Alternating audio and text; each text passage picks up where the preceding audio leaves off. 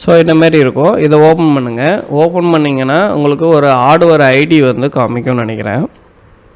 So இந்த hardware ID இப்போ for registration name வந்து யூசர் அப்படின்னு போட்டுறேன். இதை காப்பி பண்ணிக்கிறேன். காப்பி பண்ணிவிட்டு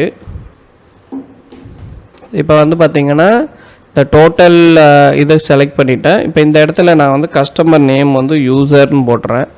வாட்ஸ்அப் நம்பர் வந்து பார்த்திங்க அப்படின்னா ஃபார் எக்ஸாம்பிள் 9790113638. ஸோ முடிஞ்சால் கண்ட்ரி கோடை ஆட் பண்ணிக்கிறேங்க. இப்போ எனக்கு லைசன்ஸ் 1 இயருக்கு வேணும். இப்போ நான் ஹார்ட்வேர் ஐடி இங்கே பேஸ்ட் பண்ணிவிட்டேன். பேஸ்ட் பண்ணிவிட்டு சப்மிட் கொடுக்குறேன்.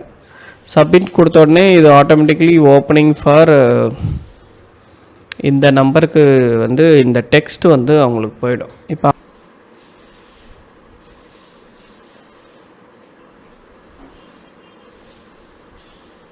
போனதுக்கப்புறம் அவங்க டீட்டெயில் கேட்பாங்க. நீங்கள் மீடியா ஜங்ஷன் மட்டும் டைப் பண்ணி அனுப்பிச்சிட்டிங்கன்னா உங்களுக்கு இந்தமாரி ஒரு கோடு ஒன்று கொடுப்பாங்க. கோடை கொடுத்து நம்ம ஆக்டிவேட் பண்ணோன்னா தேங்க்யூ ஃபார் ரெஜிஸ்ட்ரேஷன் வரும். இப்படி ஓகே பண்ணிங்கன்னா இந்த சாஃப்ட்வேர் வந்து ஆக்டிவேட் ஆகிக்கும். இவ்வளோ தான் வந்து ஆக்டிவேஷன் பர்பஸ். அதுக்கப்புறம் இதில் இருக்கக்கூடிய ஆப்ஷன்ஸு 1 by 1 நம்ம வந்து ஒர்க் பண்ணி பார்த்துட்டு டிசைட் பண்ணிக்கலாம்.